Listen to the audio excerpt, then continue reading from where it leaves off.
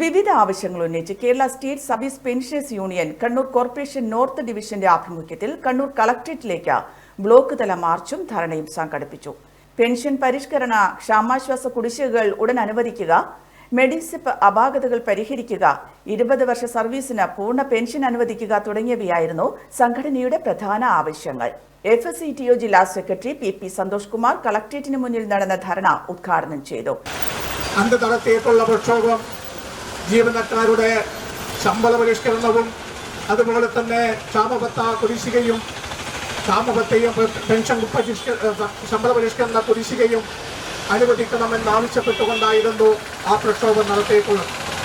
എന്നാൽ ഈ രണ്ട് പ്രക്ഷോഭങ്ങളും പരസ്പര പൂരകങ്ങളാണ് എന്ന് നമുക്കറിയാം. സാധാരണയായിട്ട് ശമ്പള പരിഷ്കരണ നടപടികൾ ആരംഭിക്കുമ്പോൾ തന്നെയാണ് പെൻഷൻ പരിഷ്കരണ നടപടികളും ആരംഭിക്കുന്നത്. സംസ്ഥാന ഗവൺമെന്റ് ജീവനക്കാർക്കും അധ്യാപകർക്കും ക്ഷാമബത്ത അനുവദിക്കുമ്പോഴാണ് കേരളത്തിലെ പെൻഷൻകാർക്കും ക്ഷാമാശ്വാസങ്ങൾ അനുവദിക്കുന്നത്. അതുകൊണ്ട് കഴിഞ്ഞ 6-ാം തീയതി ജീവനക്കാരും അധ്യാപകരും നടത്തിയിട്ടുള്ള പ്രക്ഷോഭവും ഇന്നിവിടെ നടന്നുകൊണ്ട് ഇരിക്കുന്ന പ്രക്ഷോഭവും നമ്മുടെ ആനുകൂല്യങ്ങൾ നേടിയെടുക്കുന്നതിന് വേണ്ടിയിട്ട്. അഡ്വക്കേറ്റ് MP സതീശൻ ഉദ്ഘാടന ചടങ്ങിൽ അധ്യക്ഷത വഹിച്ചു. R Sunilkumar, KT കത്രിക്കുട്ടി, PV Ratnakaran, P Surendran തുടങ്ങിയവർ സംസാരിച്ചു. എനിക്കൊപ്പം ഫാമിലി കണ്ട സ്വപ്നം. എന്റെ ഇഷ്ടങ്ങൾ എന്റെ ഫാമിലിക്ക് അറിയാം. Family wedding centre.